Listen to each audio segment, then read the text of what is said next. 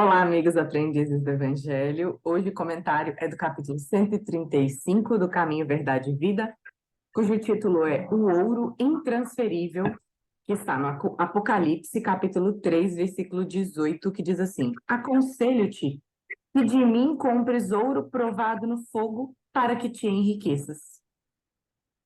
Ok. E aí, Sônia? Bom, primeiro, que chama atenção aqui é que Emmanuel pega uma questão, uma frase que vem do Apocalipse, né? E só explicando um pouco que o livro do Apocalipse ele foi escrito mediunicamente por João, né? Quando ele já tinha sido exilado, quando ele ficou nesse local até a morte dele, né? Numa ilha, e aí então que ele escreve o Apocalipse. Dizem que na mediunidade era o próprio Cristo que falava com Jesus, com João, tá? Mas isso são pesquisas, certo? E o Apocalipse, a gente sempre tem uma ideia de que o Apocalipse seja um livro temeroso, né? Um livro que nos causa pânico, porque ele fala de destruição, fala de grandes catástrofes e tudo mais. Na pesquisa que eu fiz, na verdade, o que diz? Que o Apocalipse ele aparece quando o planeta ele vai dar um salto na evolução. E aí, essa mudança de hábitos, que é para melhora, então, essa destruição seria a destruição das coisas ruins que a gente tem que deixar no planeta. E agora nós estamos vivendo, né, este momento apocalíptico, sei lá, não saiu, desculpa. E que, na verdade, o planeta está aí para dar um salto, né? E então algumas coisas têm ocorrido, mas é justamente para que o planeta possa evoluir, tá? Então, só esclarecendo isso. E ele fala do aconselho-te de que de mim compres ouro. Que ouro é este? Né? Então, na verdade, é como se Jesus estivesse falando para João, né? Então, que ouro é este que ele fala, né? E este ouro, aquele ouro que não é transferível. É o ouro que a gente ajunta para que a gente possa, quando a gente chegar no plano espiritual, ter condições de estar numa situação melhor, né? E este ouro, ele não é transferível, né? E ninguém pode fazer por nós. A minha mãe não pode fazer por mim. O meu pai não pode fazer por mim. Então, cada um tem que juntar o seu próprio ouro, diferente do ouro material, né? Porque, assim, as nossas heranças, o homem mais rico do planeta, ele morre, ele não vai levar nada da riqueza. Esta riqueza dele será transferida para a família, para os filhos, para a esposa, enfim, seja lá quem for, tá? Então, o ouro material, ele pode ser transferível. O ouro espiritual, jamais ele vai ser transferível. Então, cada um faz o seu, tá? E aí, Jesus usa aqui a parábola das 10 virgens, né? No Evangelho, que dá para a gente exemplificar um pouco disso aqui, que é assim, haviam 10 virgens. 5 virgens eram prudentes e 5 virgens eram imprudentes. Então, as 5 virgens imprudentes, elas nunca tiveram a preocupação de ajuntar o azeite para acender a lamparina, né? Lamparina é uma luz que é queimado com, você põe no pavio e queima com óleo, tá? E quando elas precisaram, elas foram pedir esse azeite para as virgens prudentes. Porém, as virgens prudentes não compartilharam com ela este azeite, né? Aí, o que significa essa parábola, na verdade? É que, se a gente for olhar do ponto de vista material, a gente vai dizer, poxa, que 5 virgens maldosas, né? Não querem ajudar, não querem auxiliar. Mas se a gente prestar atenção na questão espiritual, é o que eles estão dizendo. Por mais que alguém venha pedir para a gente auxílio, na questão do ajuntar o ouro espiritual, nós não podemos fazer nada. Né? Não, eu não tenho como transferir para meu filho, para minha filha, para o meu pai, para o meu marido, para minha mãe. Não, cada um de nós é que temos que ajuntar este ouro. O que a gente pode ser é exemplo, né? Mas se a pessoa vai fazer ou não, aí depende de cada um, tá? Bom, vamos lá.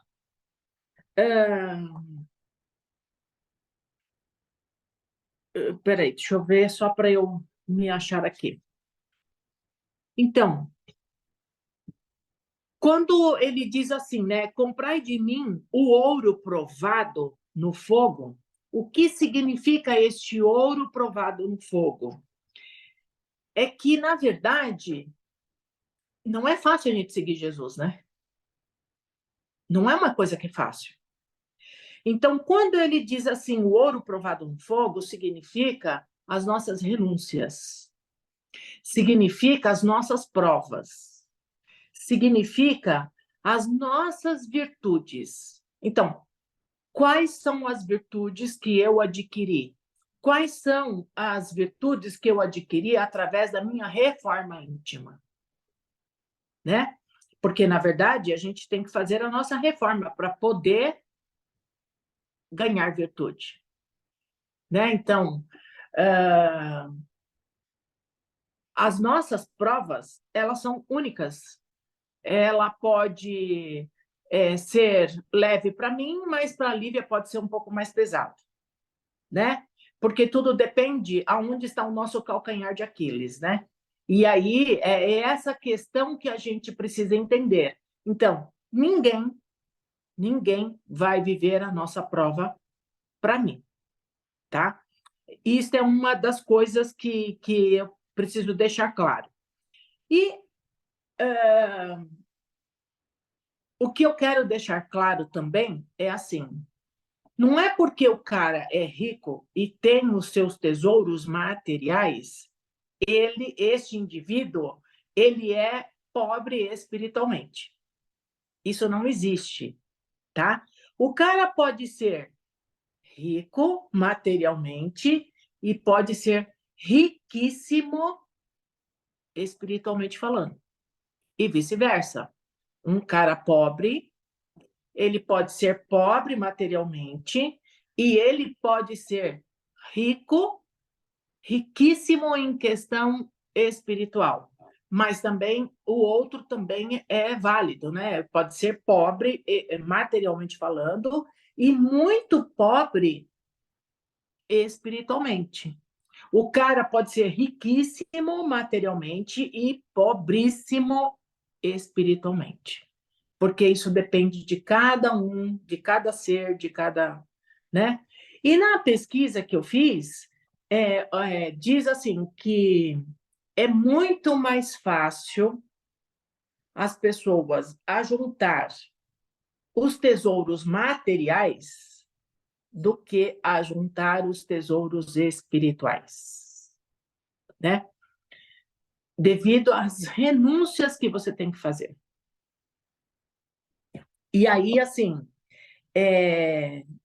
o que a gente precisa entender é que é muito difícil, porque, primeiro lugar, primeiro ponto, eu tenho que olhar para dentro de mim mesmo. Eu tenho que me autoconhecer. Eu tenho que saber, mesmo que eu seja a mulher mais rica do planeta, eu tenho que olhar para dentro de mim, eu tenho que encontrar quais são os meus calcanhares de Aquiles e eu tenho que trabalhar estes defeitos e vícios em minha pessoa e tenho que não é só trabalhar, eu tenho que executar, eu tenho que fazer o bem para poder a gente ganhar esses tesouros no céu, tá? E Jesus, quando ele veio para o planeta, ele já veio com esta riqueza total, né? Ele já tinha isto. Então, Jesus, ele, quando ele vem para o planeta, ele já estava moralmente enriquecido. Por isso ele sempre foi alegre, por isso ele sempre teve felicidade, né, alegria, sempre trouxe aquela paz interior. E uma coisa que eu achei muito importante é por que que Jesus, mesmo nascido numa manjedoura, pobre materialmente, enfim, simples, né? Não tinha a escolaridade dele não era tão quanto os dos doutores da lei, mas por que que todo mundo respeitava Jesus, né? O que que fazia Jesus ser especial, né? Na verdade, o que fazia Jesus ser especial e por isso ele foi considerado rei é pela sua moral, a moral que Jesus tinha. Então, a moral de Jesus fez com que ele fosse revelado como o Cristo planetário e Rei dos Reis. E aí diz o seguinte: para a gente atingir este patamar, a gente precisa possuir três coisas. Primeiro, conhecimento. A gente tem que buscar conhecimento. Segundo, o amor que a gente sente pelos outros e por nós mesmos. E terceiro, é o bem que a gente faz. Então, se a gente conseguir essas três coisas, isso nos vai trazer a felicidade e a harmonia para o ser. É isso, Lívia. O que você completa? Eu vou começar por uma coisa que você falou mais no finalzinho, que foi uma coisa que chamou atenção no começo, quando o Emmanuel fala que, e você traduziu como, adquirir a riqueza material é muito mais fácil, que algumas pessoas lendo podem pensar assim, é como se eles ganhassem, essas riquezas aí que vocês conseguem é moleza. E algumas pessoas podem pensar, poxa, mas estou aqui trabalhando, batalhando e não consigo pagar minhas contas e tudo mais. Ele está dizendo aqui que se a gente quiser, as riquezas materiais podem ser conseguidas de forma desonesta, por exemplo. Tem um jeito de conseguir, sabe? Tem o jeitinho, tem a desonestidade que faz a gente chegar nesse objetivo. A espiritual não. Não tem o que eu subornar Deus, não tem como eu fazer uma negociação. É eu comigo mesma e eu com a divindade que presto essas contas da riqueza que a gente tem. E o capítulo me lembrou muito também uma pergunta muito comum nos nossos dias, né? Nos nossos dias, uma pergunta desde sempre, né? Você é rico? E eu sempre ouvi a minha mãe respondendo no sentido espiritual, né? Sou rica, tenho família, tenho saúde. E aí ainda vai além dessa resposta, que é uma riqueza de afeto, né? Riqueza de que a vida está em ordem. Porque muitas vezes a gente até tem essa riqueza nesse ponto de vista, que já não é o apego à matéria, né? Já não é quantos carros eu tenho, quantas casas eu tenho, quanto dinheiro eu tenho no banco. Já está relativo ao que a gente cultiva de afeição com os nossos sentimentos. Mas o evangelho vai além. O que que eu já acendi de luz em mim mesma? E aí, uma vez que eu acendo essa luz em mim, eu posso, inclusive, ser um farol para os outros, de, como você explicitou, tentar ensinar pelo exemplo. Porque as pessoas questionam muito, poxa, eu estou vendo a pessoa errando e eu tento falar e não adianta, e me dói tanto ver aquela pessoa não trilhando o caminho bom, o que que eu posso fazer? A gente não tem o que fazer sem ser dar o exemplo, sem ser fazer preces pela pessoa, e claro, por nós mesmos, né? Que é aquela coisa. Primeiro, até busque acender a sua própria luz, porque você vai iluminar mais, e o outro, vendo essa luz, se inspira para obter as suas riquezas espirituais também. Então, de novo, como você ressaltou, não é fácil, a gente não coloca no caixão os bolsinhos lá com as coisas que a gente tem, a herança não vai junto com a gente, tudo que a gente tem, que a gente vivencia agora, e também não é pecado, né? Ter o conforto material. O problema é querer o conforto só para mim, o problema é querer as facilidades e riquezas e tudo que o dinheiro traz só para mim. Isso é egoísmo, mas querer esse conforto para todos é um progresso material, é algo que faz parte da nossa vivência aqui na Terra, mas isso fica aqui. O que que a gente tem de tesouro verdadeiro, né? E é o Pois tesouro é. que a praça não corrói, né? Que os ladrões não roubam, e por isso Exato. eu uso o título intransferível. É meu, ninguém tira, não importa se eu serei assassinado nessa vida, não importa se eu perderei minha saúde. Riqueza espiritual a gente leva, e é o segredo da felicidade pós-morte, né? As pessoas têm tanto medo da morte, tanto medo do que vão encontrar, e a receita é fazer a nossa mudança Simples. enquanto estamos na caminhada. Simples, né? É, Pausa e simples. é um prato simples, Receita né? Um arroz e feijão. a receita é simples, o problema é a gente conseguir acertar na receita. Exato, exatamente. É. É É isso. isso. Eu acho que a gente fica, então, com os três, né? Os três fatores: buscar conhecimento, o amor que sente e A o bem bondade que faz. faz. São esses três. Essa é a receita. Vamos lá. Simples Hoje assim. é. É comigo, né? O encerramento? É, isso. Vamos lá, então, respirando bem fundo, relaxando os nossos corpos físicos e principalmente sublimando os nossos pensamentos e sentimentos, para que possamos nos conectar com o nosso mentor individual, que está sempre ao nosso lado tentando nos inspirar, mas quantas vezes nós não damos ouvido, quantas vezes nós estamos tão preocupados com as coisas da matéria, com as riquezas da matéria que são transitórias, e nos esquecemos dessa ajuda diária que nós temos para despertar a nossa riqueza espiritual, que são as orientações dos nossos mentores.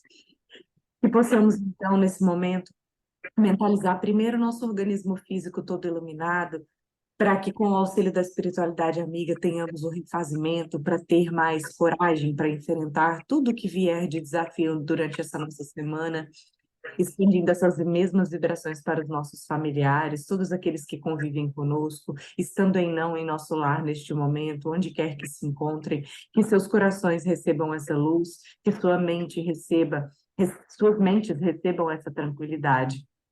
Compartilhamos esse carinho também com todos os nossos vizinhos, com todo o nosso bairro, nossa cidade, nosso estado, nosso querido Brasil, envolvendo seu contorno geográfico em muita luz, direcionando essa luz especialmente a todos os gestores públicos do nosso país, sejam eles federais, estaduais, municipais, que todos tenham seus corações e mentes tocados para seguir também, assim como nós, o conselho dos seus mentores, visando fazer o melhor pela população, visando diminuir o egoísmo e aumentar a bondade pelos outros, que possamos estender essas vibrações para os gestores dos outros países, em especial países em guerra, países em conflitos internos, países em miséria extrema, onde os governantes têm um papel tão importante para mudar essa,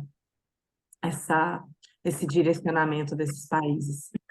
Que possamos mentalizar todos aqueles que se encontram em sofrimento de todos os tipos, sofrimento em meio a essas guerras, sejam elas entre países ou sejam guerras civis, conflitos de todo tipo, dores da alma e da mente, dores do corpo envolvendo todos os hospitais, todos aqueles que se encontram nos leitos de dor e sofrimento, sejam nos hospitais ou sejam também em suas casas, envolvendo carinhosamente aqueles que cuidam desses corpos, mentes e corações sofridos, para que façam seu trabalho com muito amor, principalmente doando seu carinho, seu alento, para que passar por esse momento seja menos desafiador. E as nossas energias também servem para aliviar dores e despertar corações. Expandimos essas vibrações também para o mundo espiritual, para todos aqueles que se encontram renitentes no mal, para que as nossas energias sirvam para ir diminuindo essa couraça do mal, para que também possa, em algum momento, a luz interna desses irmãos brilhar e eles serem assistidos, para serem direcionados aí para a continuidade rumo ao progresso espiritual. E assim pedimos à querida espiritualidade que nós possamos ofertar as nossas energias em outros momentos do nosso dia, que eles possam se utilizar de nós, e nós que façamos o esforço para continuarmos sendo instrumentos da paz do Cristo a todos os momentos do nosso cotidiano, durante a nossa rotina diária. Que assim seja, graças a Deus. Graças a Deus. Até Até a a próxima. próxima.